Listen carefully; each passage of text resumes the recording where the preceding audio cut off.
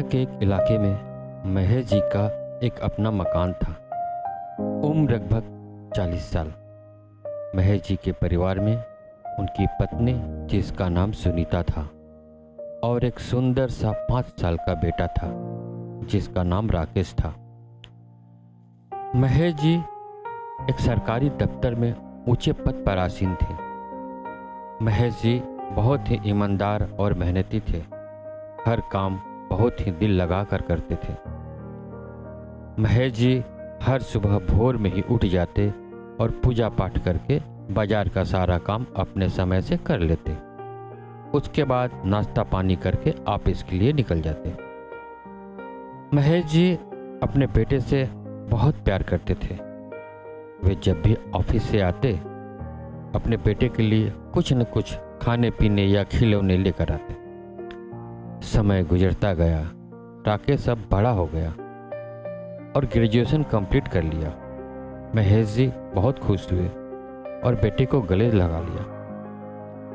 महेश जी ने अपने बेटे राकेश को एक बहुत बड़े इंजीनियरिंग कॉलेज में दूसरे शहर में दाखिला करा दिया। राकेश पढ़ने दूसरे शहर चला गया। अब महेश जी और उनकी पत्नी अकेले रह गए। महेश जी जब भी ऑफिस से आते, खाली घर काटने के लिए दौड़ता था। उनकी पत्नी ने कहा, राकेश के बिना घर सूना सूना लग रहा है। महेश जी बोले, पर बेटे को शिक्षा देना भी तो जरूरी है। उनकी पत्नी ने कहा कि राकेश की पढ़ाई पूरी होते ही उसकी शादी करा देंगे।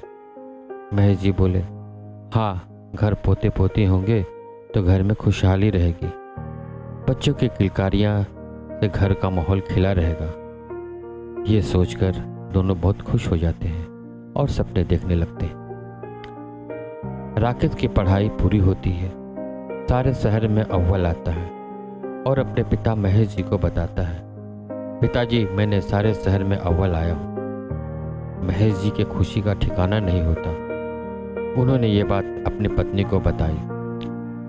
महेश जी घर आते हैं और अपनी पत्नी से बोले, ये लो मिठाई पड़ोसी में बांट दो और कहना, मेरा बेटा सारे शहर में अव्वल आया है। पत्नी भी बहुत खुश हुई। अगली सुबह राकेश घर आता है। घर का माहौल खिल उठता है। महेश जी और उनकी पत्नी बहुत खुश होते हैं बेटे के आने से। महेश जी आज ऑफिस से छुट्टी ले ली बेटे के लिए। दोपहर में सब एक साथ खाने बैठते हैं। महेश जी बहुत खुश होते हैं कि आज बहुत दिनों बाद पूरा परिवार एक साथ खाना खा रहे हैं। अभी महेश जी ये सोच ही रहे थे, तभी राकेश बोला, पिताजी, एक विदेशी कंपनी में मुझे जॉब मिल रहा है और मैं उस कंपनी में काम करने के लिए एग्रीमेंट साइन कर चुका हूँ। ये सुनकर महेश जी और उनकी पत्नी को एक पल के लिए लगा कि उनकी दुनिया खत्म हो गई। पर महेश जी थोड़ा संभल कर बोले, बेटे, तुम्हें तो हमारे शहर में भी अच्छी नौकरी मिल जाएगी और तुम हम लोगों के साथ भी रहोगी। उनकी पत्नी ने कहा, बेटा, तुम तो हमारे इकलौते बेटे हो, तुम्हारे बिना हम कैसे रहेंगे। राकेश बोला, माँ, हमारे वहाँ पर 3 महीने की ट्रेनिंग है, फिर वापस आ जाऊँगा।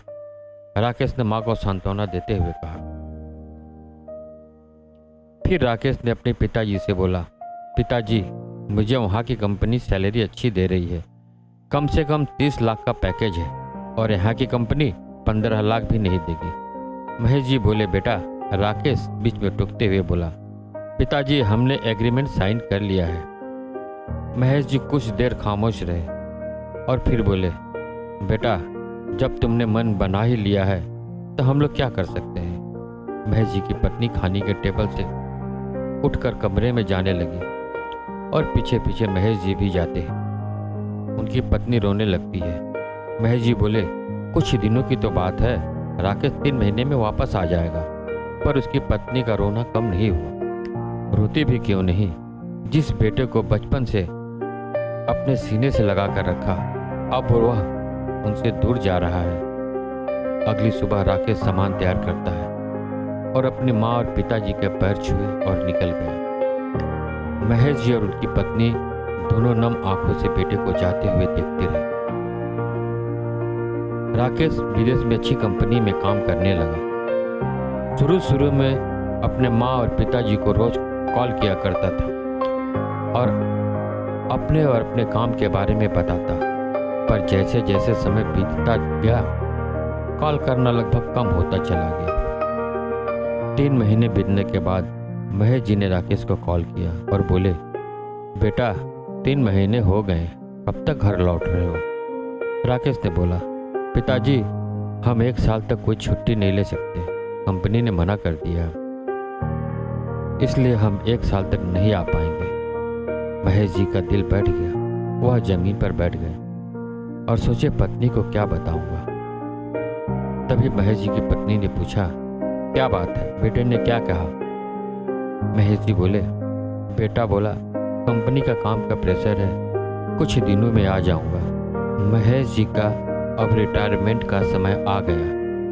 रिटायरमेंट में ऑफिस के सभी साथियों ने बधाई दी और बोले, चलो भाई अब आपकी ज़िंदगी आराम से कटेगी, कम से कम मिठाई तो खिलाओ। महेश जी ने कहा, ज़रूर खिलाऊंगा और मेरे बेटी की शादी में सबको बुलाकर डबल मिठाई खिलाऊंगा। महेश जी घर आते हैं और अपनी पत्नी को बताते हैं, हमारा रिटायरमेंट हो गया और रिटायरमेंट में हमें जो पैसे मिले हैं उनसे एक बड़ा सा घर बनाएंगे और अपने बेटा बहू और पोता पोतियों के साथ बाकी की ज़िंदगी आराम से बिताएंगे। दोनों खुश होते हैं। दिन बीतने लगे। राकेश ने वहीं पर शादी कर ली और पिताजी को बताया कि पिताजी मैंने शादी कर ली। पहले तो दोनों बहुत खुश हुए। बोले, ठीक है, कब वापस आ रहे हो? बेटे ने कहा, पिताजी अभी काम का बहुत प्रेशर है, इसीलिए अभी नहीं आ पाऊंगा। यह सुनकर दोनों की आंखों में आंसू आ गए और फोन रख दिया। महेश जी और उनकी पत्नी दोनों रोने लगे, पर वह कर भी क्या सकते थे। महेश जी की पत्नी अब ज़्यादा बीमार रहने लगी तो महेश जी ने एक नौकरानी रख लिया। नौकरानी बहुत अच्छी थी।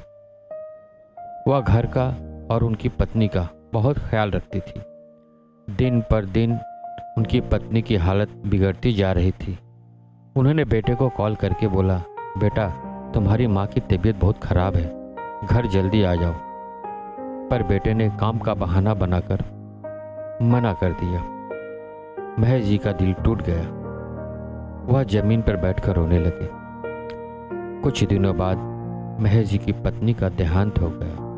उन्होंने बेटे को कॉल किया। इस बार भी उसने काम का बहाना बनाकर टाल दिया। महेश जी ने पत्नी का दाह संस्कार किया और अब उस घर में अकेले रहने लगे जो घर अपने बेटे के लिए बनाया था। दिन बीतने लगे। समय अपनी रफ्तार से चल रहा था। महेश जी भी बीमार रहने लगे। नौकरानी सुबह आती और रात को खाना पीना खिलाकर चली जाती। राकेश के एक बेटा और एक बेटी हुई। राकेश ने अपनी व्यस्तता के कारण पिताजी को लगभग कॉल करना बंद ही कर दिया था। एक सुबह नौकरानी आती है और डोर बेल बजाती है, पर अंदर से कोई जवाब नहीं मिला। बहुत कोशिश की। जब गेट नहीं खुला तो नौकरानी ने पड़ोसियों को बुलाया और बताया, महेश जी दरवाज़ा नहीं खोल रहे हैं। तब पड़ोसियों ने पुलिस को कॉल किया। पुलिस अंदर आती है तो देखती है महेश जी मर चुके हैं। अपने हाथों में एक तस्वीर लिए हुए थे जिनमें उनकी पत्नी और उनके बेटे थे। देखने वालों की आंखों में आंसू आ गए। सब रो रहे थे और बोल रहे थे, अच्छी पढ़ाई अच्छी नौकरी का क्या फ़ायदा जब अपनी औलाद अपना परिवार ही पास ना हो। पुलिस ने राकेश को कॉल किया और आने को कहा। कंपनी ने मंजूरी दे दी। राकेश अपने परिवार के साथ कोलकाता आ गया और अपने मरे हुए पिताजी को देखकर रोने लगा। पड़ोसी आपस में धीरे धीरे बात कर रहे थे। जब माँ बाप जिंदा थे तब तो आया नहीं, अब दिखावा के आंसू रो रहा है। पर राकेश के अब दिखावा के आंसू नहीं, पश्चाताप के आंसू थे।